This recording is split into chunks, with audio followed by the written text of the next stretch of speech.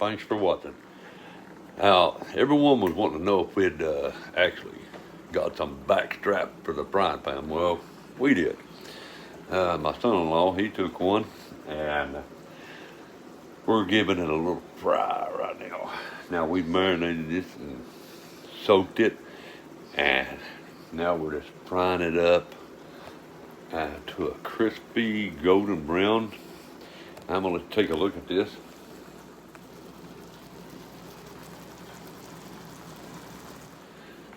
I'm going to turn these a little bit.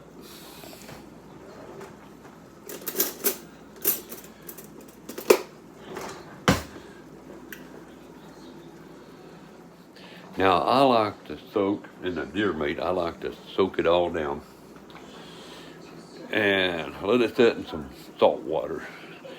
And this gets a little bit of that wild taste out of there, soaks all the blood out.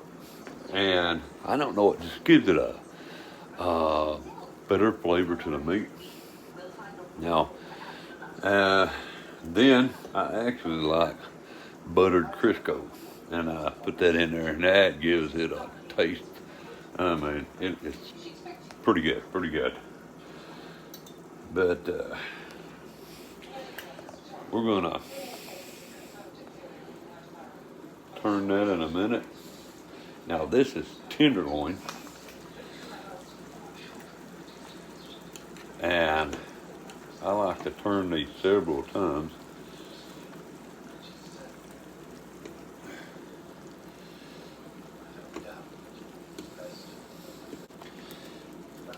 Over the period while I'm frying it.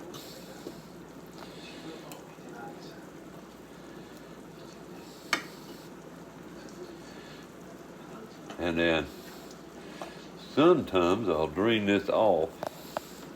Now sometimes I'll drain this off a little bit and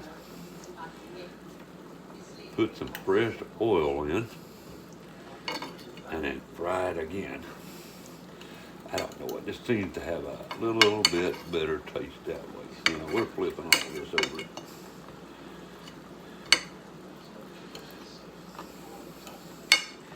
Now I was going to put some onions in this,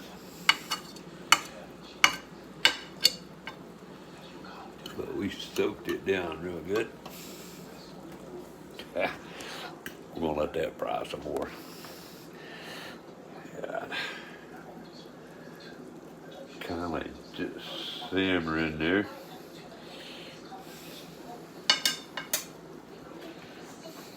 Yeah, boy, there's nothing like good fresh venison. I mean, it just got a taste all of its own. I'm trying to clean up some mess here. I made some fresh coffee.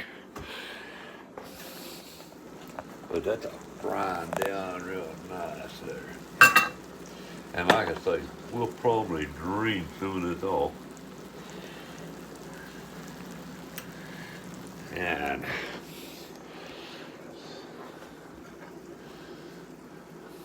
after it fries down some there,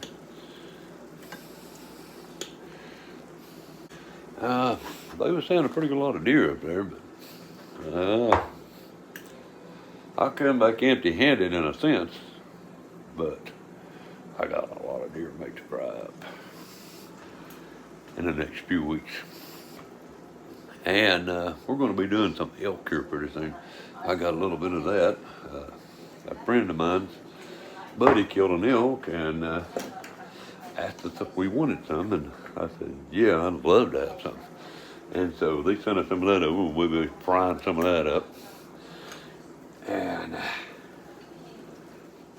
now a lot of people fix his venison a different way, but I just like the plain-o. I just slice that tenderloin up real super thin, and it fries up a lot quicker that way. But it's smelling pretty good. I like a little dark brown on it, you know, just to crisp it down a little bit. But you can fix this about any way you want, but that's just how I like it. and I try to get those tenderloins sliced down pretty thin, like that, and cut it up in almost bite-sized chunks, and that seems to be pretty good that way. And now sometimes what I'll do, I'll pulverize these crackers and put a little covering over that, and it puts like a crisp shell over top of that meat. And boy, let me tell you, it tastes pretty good that way. What happened one year, we was out hunting, and we actually got locked in by mistake. The farmer actually locked up the gate, and we was all getting pretty hungry, and we had just killed a small deer. So, but what happened, we got locked in there, and we didn't have but one frying pan, had a little bit of oil, and no salt, no pepper, put some saltine crackers. And so, after my buddy checked his deer in, we actually took that and took those saltine crackers and pulverized them and put them right over that meat to salt it. And it come out with a crust on it and was pretty good. And so we've been doing that a lot ever since, because it's actually pretty good.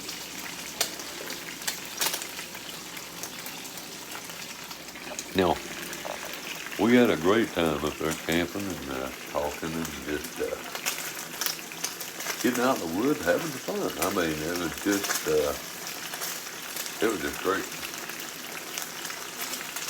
And that's what it's all about. Getting out there, having a little bit of fun, and just enjoying being out in the woods. So,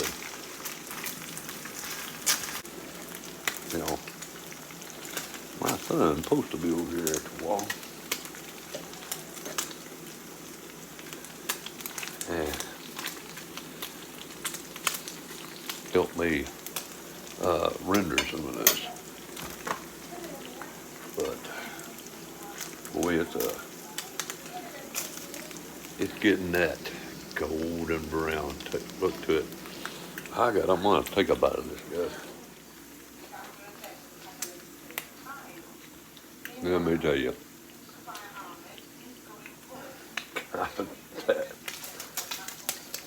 Guys, that is great.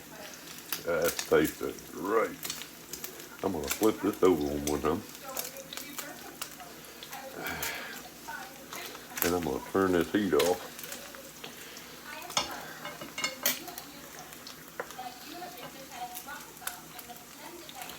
And now, some people don't like this as done as I do, but now, it gets a whole lot more tender the more done it is. So I really fry it down to that golden brown. Look there, I hope you can see that real good.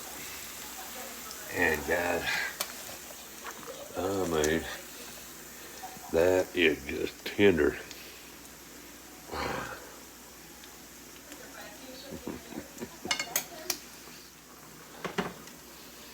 That is good, I've got to say. So guys, I wanted to share this with you and let you know that we did give one and process it, and going to enjoy a meal right here just in a few minutes. So I was actually going to show the process I do, which all it is, I usually just take a bowl and fill it up with water, put the meat in there after we clean it and wash it up real good, and then I salt it down, and then kind of stir it up in there and let it set in the freezer, in the refrigerator, for several hours before cooking it. You rinse all that salt water off and rinse your meat real good. Let it dry a little bit.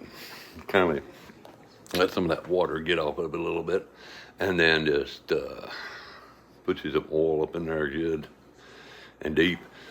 And get it hot. Start putting that meat in there. And guys, it turns out good. Let me tell you. That is some good stuff. Golden brown.